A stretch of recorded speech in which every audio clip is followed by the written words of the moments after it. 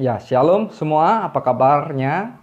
Sebelum kita belajar, terlebih dahulu kita berdoa. Mari kita berdoa.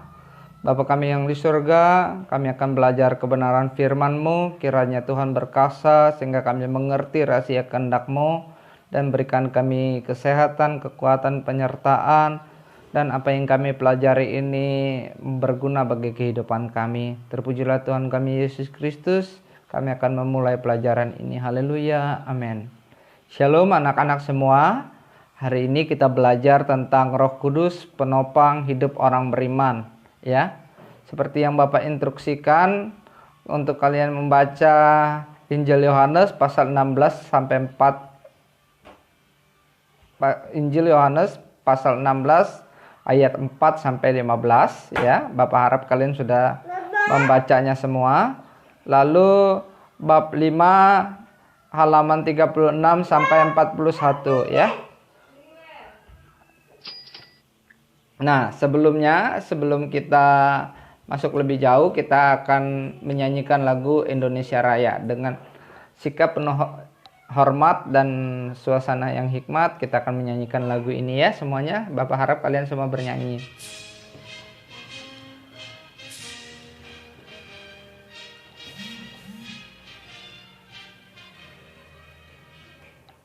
Indonesia tanah airku, tanah tumpah darahku.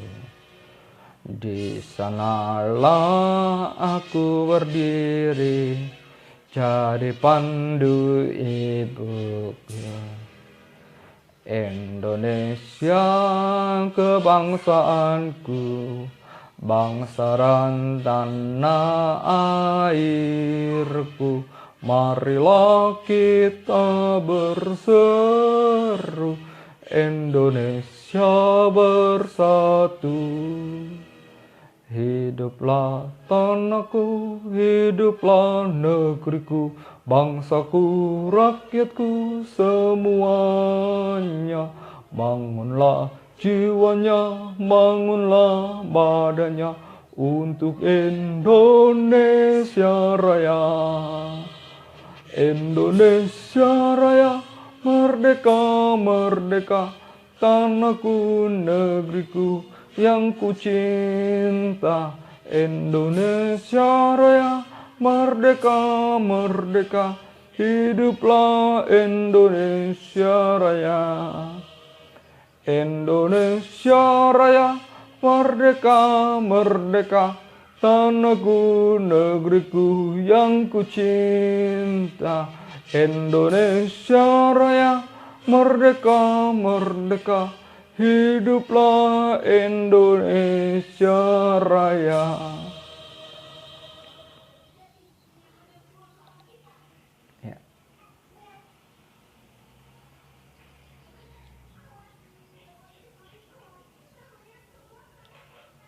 Ya, itu tadi kita sudah selesai bernyanyi, ya, anak-anak semua. Nah, ini kompetensi dasar yang harus kalian capai belajar materi hari ini. Yang pertama yaitu menghayati peran Roh Kudus dalam kehidupan orang beriman. Yang kedua, mempraktikkan sikap hidup beriman yang dipimpin oleh Roh Kudus. Yang ketiga, menganalisis peran Roh Kudus dalam kehidupan orang beriman. Yang keempat, menyajikan berbagai contoh cara hidup orang beriman yang dipimpin oleh Roh Kudus. Nah, ini kompetensi dasarnya, ya. Nah, untuk itu kalian juga perlu yang namanya indikator, ya. Jadi pelajaran-pelajarannya nanti akan terpenuhi dengan adanya indikator-indikator ini. Yang pertama, meyakini bahwa Roh Kudus mampu menopang hidup orang beriman dengan berdoa kepada Tuhan. Yang kedua, menunjukkan sikap disiplin dan peduli sebagai penerapan kehidupan orang beriman yang dipimpin oleh Roh Kudus. Yang ketiga, menjelaskan pengertian Roh Kudus dan peranannya dalam Alkitab. Yang keempat, mempraktekkan sikap hidup orang yang dipenuhi oleh Roh Kudus. Nah, setelah kita mengetahui kompetensi dasar dan indikatornya yang kita akan pelajari, tentu kalian juga harus tahu tujuan apa yang menjadi pelajaran pada hari ini ya. Sebab kita harus tanpa adanya tujuan, pembelajaran tersebut akan sia-sia. Oleh sebab itu harus tercapainya tujuan pembelajaran ini ya, kalian harus punya target. Yang pertama, meyakini bahwa Roh Kudus mampu menopang hidup orang beriman ya. Jadi dari belajar hari ini kalian punya keyakinan bahwa Roh Kudus itu mampu menopang hidup kalian ya. Lalu yang kedua, menunjukkan sikap disiplin dan peduli menerapkan kehidupan orang beriman yang dipimpin oleh Roh Kudus ya. Lalu yang ketiga, menunjukkan ciri-ciri orang beriman yang dipenuhi oleh Roh Kudus. Yang keempat, mendiskusikan peranan Roh Kudus yang menguatkan dan menghibur hidup orang beriman ya. Jadi keempat itu yang menjadi tujuan pembelajaran hari ini. Nah, pembelajaran hari ini kita menggunakan metode pembelajaran discovery learning ya, seperti diskusi, tanya jawab, dan audio visual ya. Jadi kalau ada pertanyaan yang kalian belum ketahui, kalian bisa menanyakan melalui chatting yang ada di grup WhatsApp ya. Nanti juga ada pertanyaan dari Bapak ya.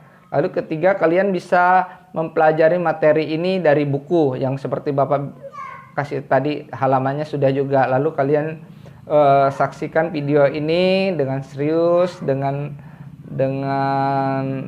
ya istilahnya teliti, sehingga apa yang Bapak berikan ini bisa kalian terima dengan baik. Ya, ini ayat firman Tuhannya, kalian bisa buka di Injil Yohanes 16 ayat 4 sampai 15. Bapak mengharapkan kalian juga bisa membaca ya, harus baca ya. Nah, buat yang belum silakan baca, buat yang sudah ya bisa kalian renungkan ya kan, lalu kalian lakukan dalam kehidupan sehari-hari. Karena ada yang mengatakan bahwa berbahagialah orang yang membaca, merenungkan, dan melakukan kehidupan dalam sehari-hari. Nah, ini kita akan melihat video.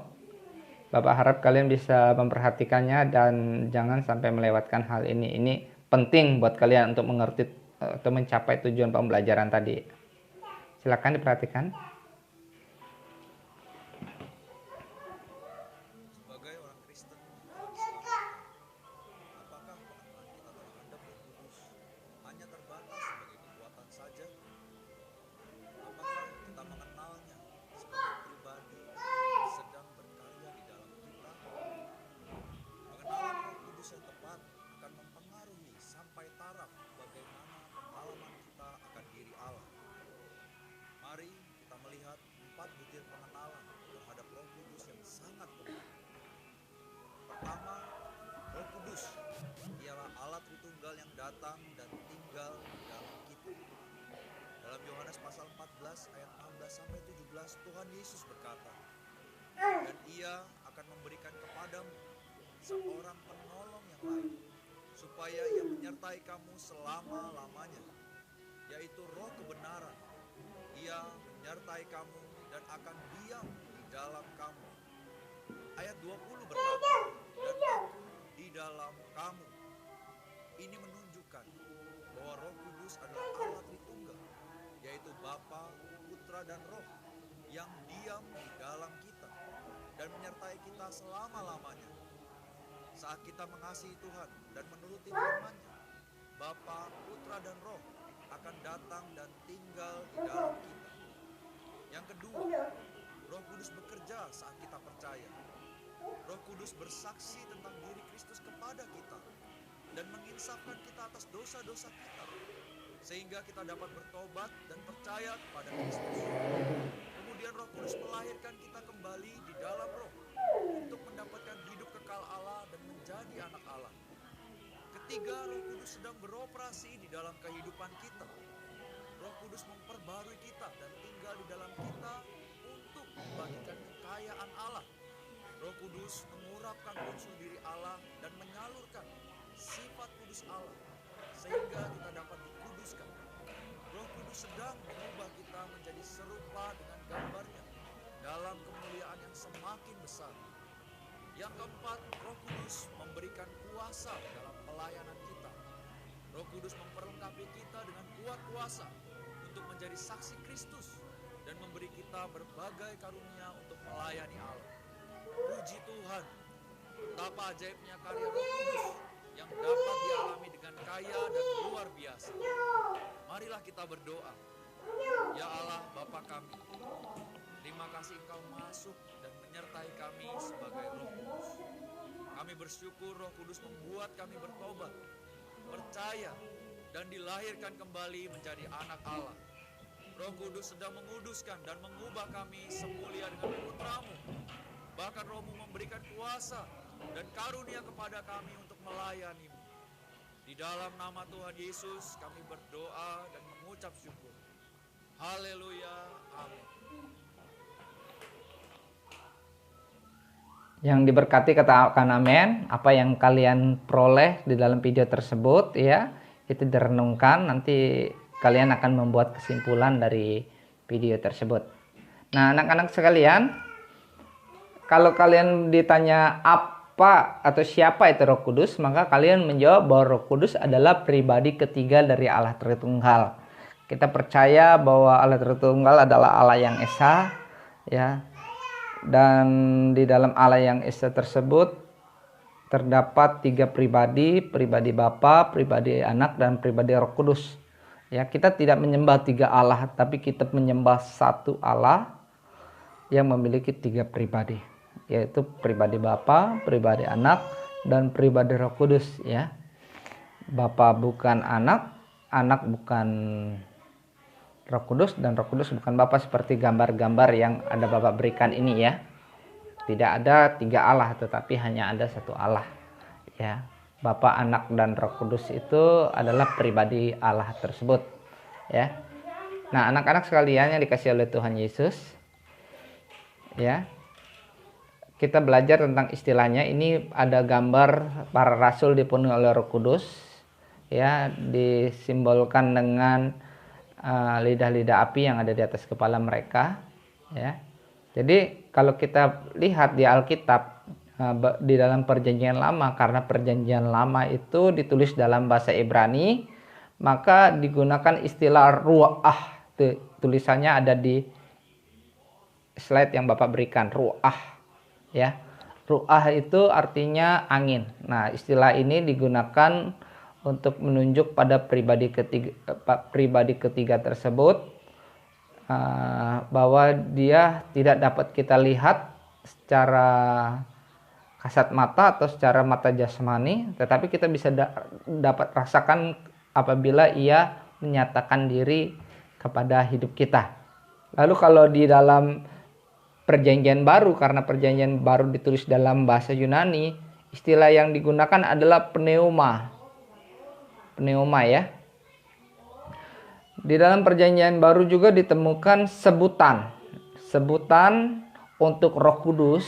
Jadi ini bukan hanya sekedar istilah, tetapi sebutan ya, sebutan itu bisa berarti gelar, bisa berarti kehormatan, bisa berarti hal-hal yang menunjukkan wibawanya atau fungsinya. Seperti saya namanya Samuel, kalau kalian panggil saya Bapak itu adalah sebutan ya, sebutan hormat dari siswa kepada orang yang lebih tua atau kepada gurunya ya. Sebutannya lain adalah parakletos. Nah, parakletos ini punya beberapa arti. Yang pertama penghibur, yang keduanya adalah penolong, yang ketiganya adalah penuntut atau pembela ya. Jadi ada beberapa fungsi dari sebutan ini. Bisa kita ketahui bahwa Roh Kudus adalah penolong dalam kehidupan kita, penghibur di kala kita susah, dan menjadi pembela kita pada saat kita nanti akan berhadapan dengan pengadilan tatah putih. Apakah kita layak atau tidak masuk ke dalam kerajaan sorga ya. Anak-anak semua yang dikasihi oleh Tuhan, setelah kita melihat siapa Roh Kudus, kita juga belajar tentang pekerjaan daripada Roh Kudus yang berhubungan dengan penciptaan ya. Nah, kalau kita belajar di Alkitab kita sebagai orang Kristen, kita menganut paham Tritunggal, satu Allah yang esa, yang memiliki 3 pribadi. Pribadi Bapa, pribadi Anak, dan pribadi Roh Kudus. Ya. Jadi Roh Kudus bersama-sama dengan pribadi Bapa dan pribadi Anak menciptakan alam semesta ini. Ya. Bersama-sama menciptakan alam semesta ini di dalam Kejadian pasal 1 ayat 2 dan kitab Mazmur pasal 33 ayat 6. Kalian bisa baca sendiri. Lalu yang kedua, bukan hanya menciptakan tetapi dia juga memelihara. Bayangkan, dia memelihara alam semesta ini. Kita lihat ya, planet-planet ini ya sedang melewati garis edarnya ya. Tanpa ada pemeliharaan daripada pribadi Bapa, pribadi Anak, dan pribadi Roh Kudus ya. Bayangkan apabila salah satu planet ini keluar dari garis edarnya saja, apa yang terjadi? Yang terjadi adalah tabrakan satu dengan yang lain. Kalau terjadi tabrakan, kita tahu sendiri apa yang akan terjadi. Tentu akan terjadi ya istilah kata bahasanya kiamat atau kehancuran dunia, atau terjadi ledakan-ledakan ya. Tentu dari hal tersebut itu di luar daripada kemampuan kita sebagai manusia ya. Kecuali kita istilahnya seperti dalam superhero tersebut kayak di dalam Avenger. Tapi Bapak juga tidak yakin kalaupun kita seperti superhero tersebut, apakah kita bisa menyelamatkan diri kita sendiri kalau terjadi ledakan seperti itu ya. Lalu yang kedua berhubungan dengan Alkitab.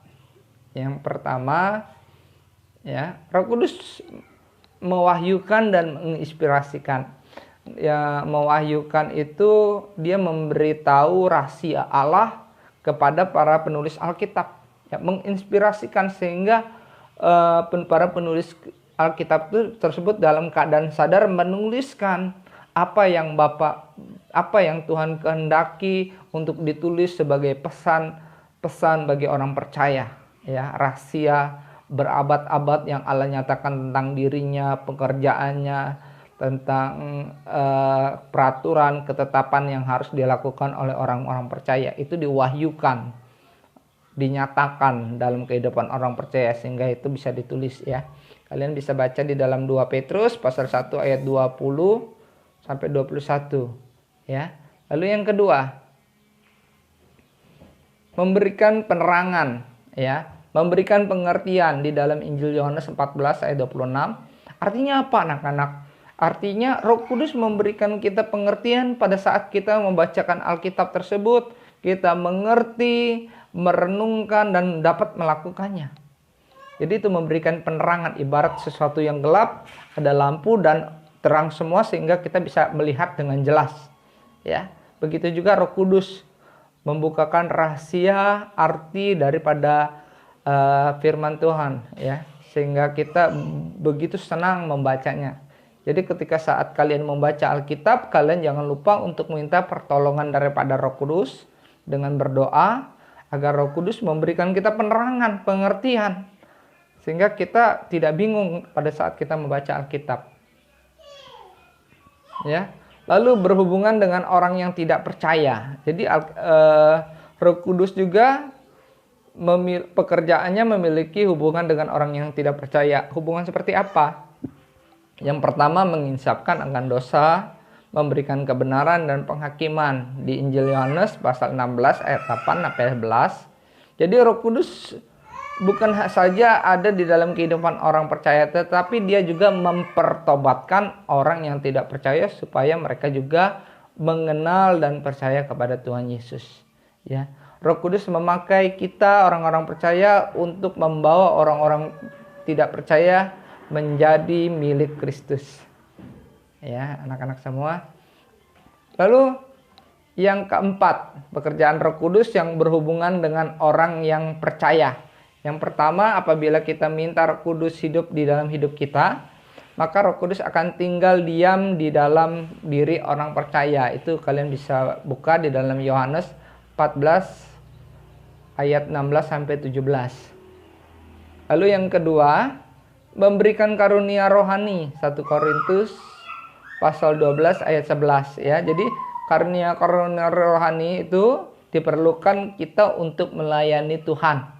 Ya, itu hanya sebagai perlengkapan kita untuk dapat melayani Tuhan. Nanti kalian baca dalam Alkitab karunia-karunia apa saja yang ada dalam Alkitab tersebut. Ya. Lalu menghasilkan buah roh. Jadi sebenarnya tanda orang dipenuhi oleh Roh Kudus atau memiliki Roh Kudus adalah menghasilkan buah. Ya, yang dimana buah tersebut terdapat 9 perbuatan baik seperti kasih, sukacita, damai sejahtera, ya, penguasaan diri dan lain-lain. Nanti kalian bisa buka di dalam surat Galatia pasal 5 ayat 22 sampai dengan 23. Ya. Lalu yang selanjutnya memberikan penghiburan dan pembelaan seperti yang Bapak katakan tadi, yang dari sebutan Parakletos tadi.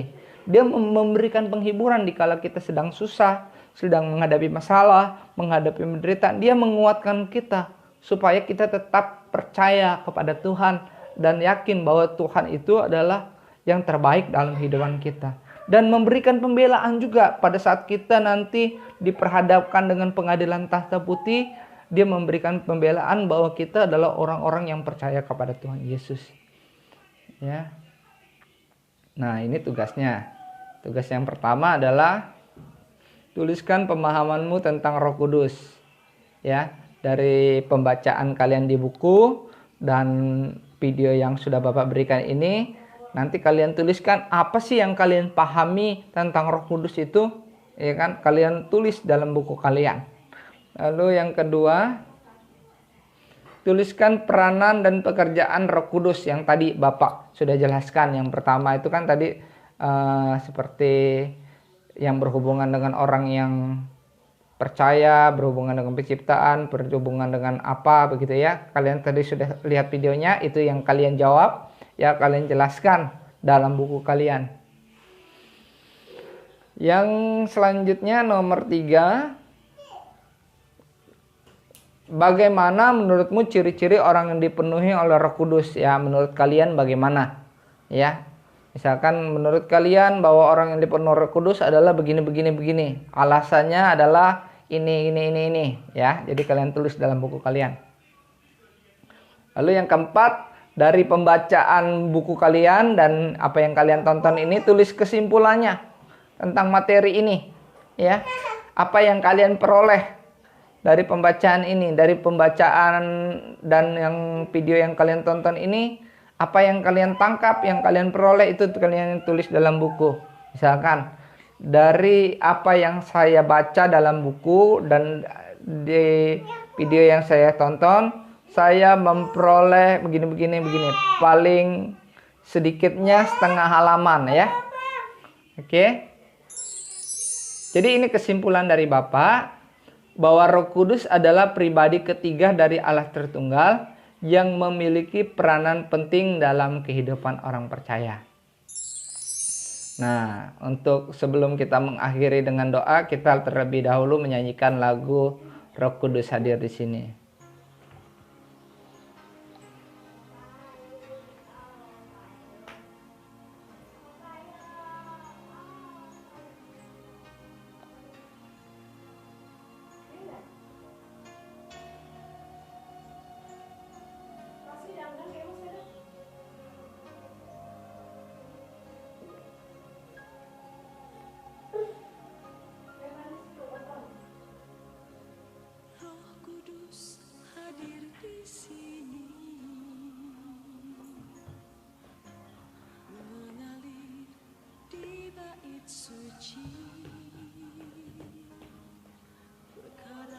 Ajaib pun terjadi, masa mujizat nyata, karena Roh Allah sedang bekerja.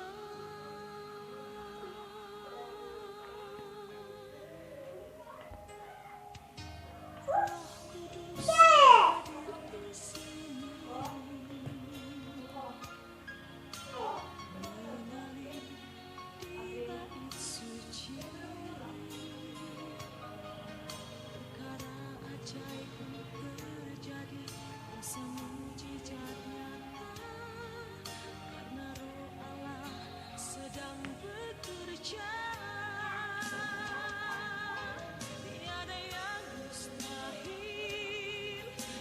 tiada yang suka bila roh Allah turut bekerja. Tiada yang mustahil bagi orang percaya, karena roh Allah turut bekerja di antara kita.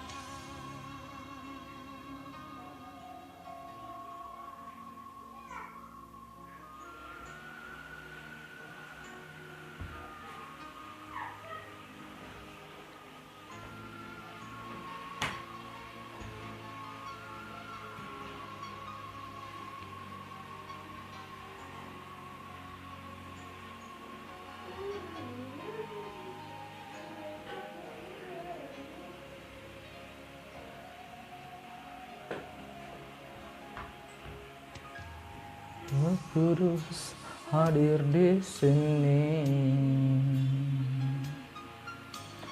mengalir di bait suci. Aura ajaib pun terjadi, muasa mujizat nyata, di mana roh Allah sedang bekerja. Tiada yang mustahil dan tiada yang suka bila roh Allah turut bekerja.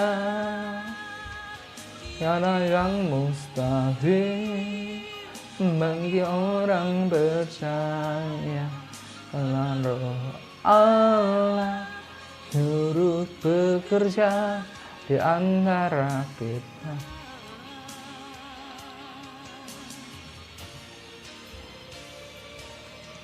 Ada yang mustahil, jangan ada yang suka, kalau Allah turut bekerja. Tiada yang mustahil bagi orang percaya, bila roh Allah turut bekerja di antara kita. Roh Allah turut bekerja antara kita. Mari kita berdoa. Bapa di surga, kami mengucap syukur dan berterima kasih Tuhan karena kami telah selesai belajar, dan kiranya Tuhan menguasai kehidupan kami dengan Roh Kudus-Mu sehingga kami bisa melakukan firman-Mu dalam kehidupan kami sehari-hari. Berkati anak-anak dalam mereka menyelesaikan tugas-tugas mereka sebagai seorang siswa.